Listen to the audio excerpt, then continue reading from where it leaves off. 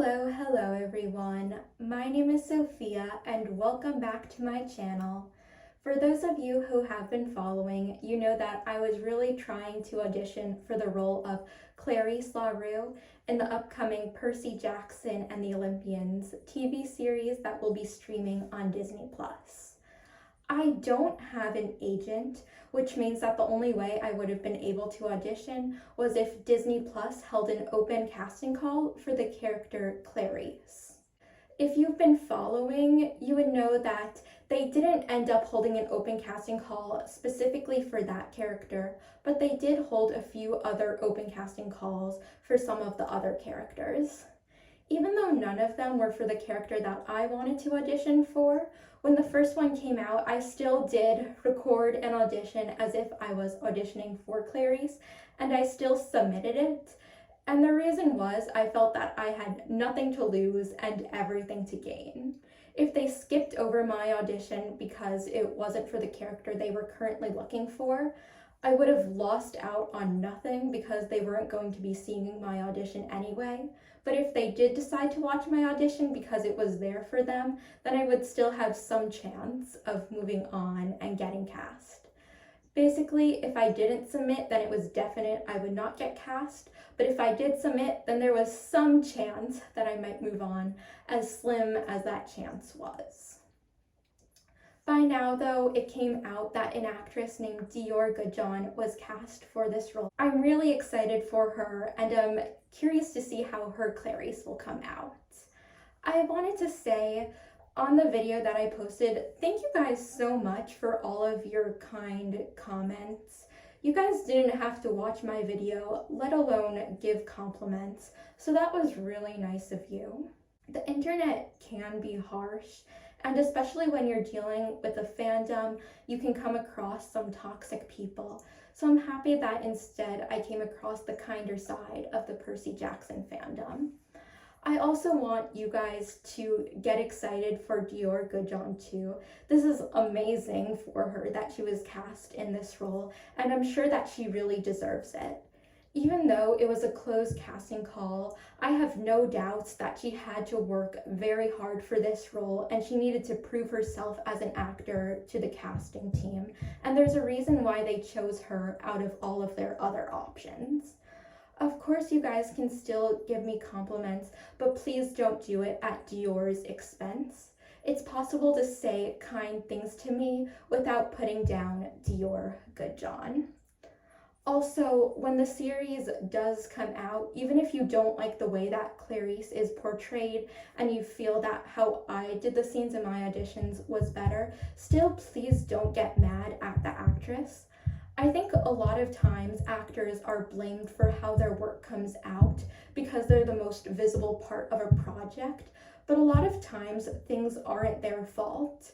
The way a scene goes really depends on how the director or the producer or how someone else higher up envisioned it. So please don't get mad at Dior Goodjohn. It's really not her fault. I know that she's going to be amazing. Also, I know that this is going to sound kind of weird because I work so hard to try to get an audition, and it is going to sound like sour grapes, but in a lot of ways, I'm also grateful that I was not cast as Clarisse. I don't really want to go into a really deep discussion about it, but just some of the reasons.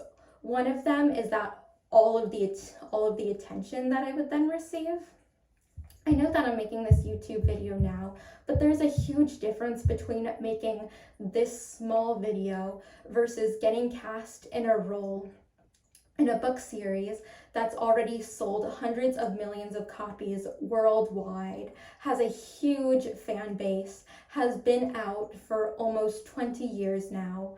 So I think it could be scary having all of that attention on top of me. I also don't think I would have liked an actor's lifestyle. I think that there's just too much inconsistency for me.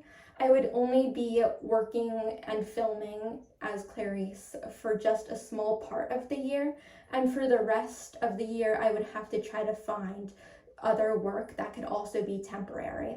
Also, being in the role of Clarisse, that would just last a few years, and after that I would have to move on.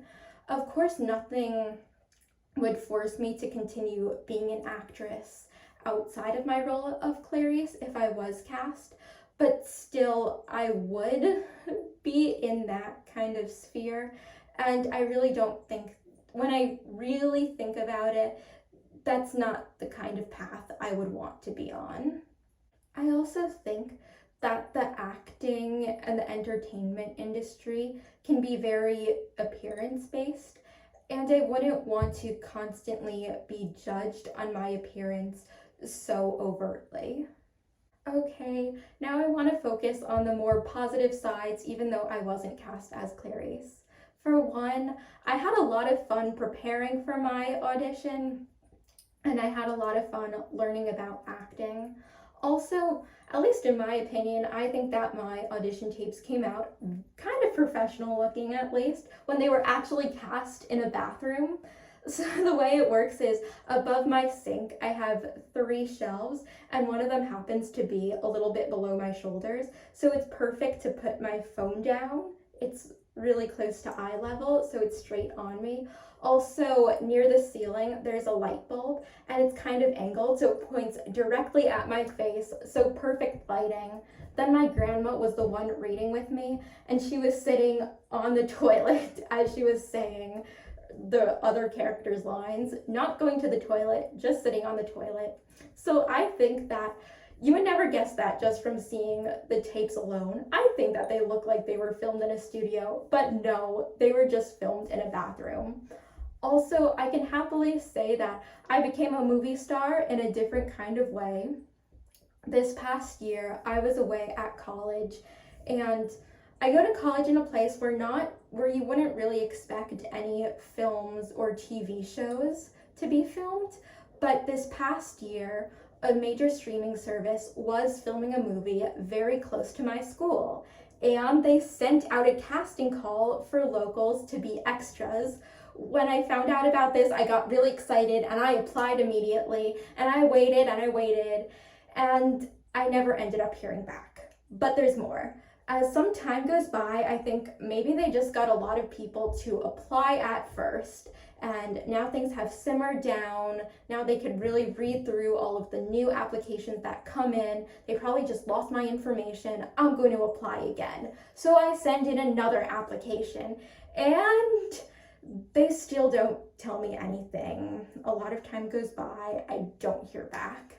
So it's getting to the end of their filming schedule. They're going to be leaving soon. So I think, what's the harm in applying one more time? Maybe they need new faces so that it doesn't seem like the same strangers just happen to be following around the main characters at every scene. You know, why don't I apply again? So I apply for the 3rd time, and they still don't get back to me.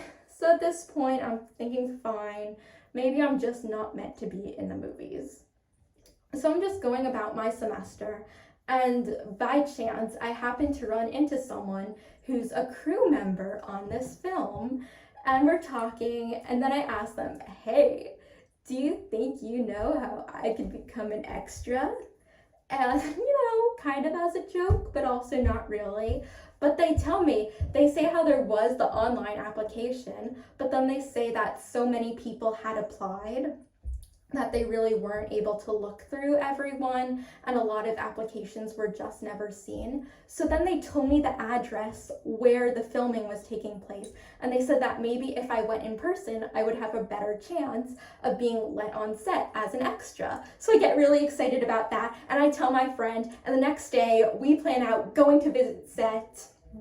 We check out the bus schedule, we are ready, we plan our outfits, we get there, and once we reach the location, we know for sure it's where they're filming, because they were filming inside of a building, but you see a lot of security around it, and then next to the building, there are a lot of trailers, and we walked past them. We didn't want to be creepy and try to sneak around the trailers, but just walking past them, we saw the signs on some of them, and they were like, this actor's stunt double, this actor's photo double. And then next to the trailers is this huge tent, and we were able to peek inside, and it's the hair and makeup stations that you see with the folding chairs and the big mirrors with the lights around them.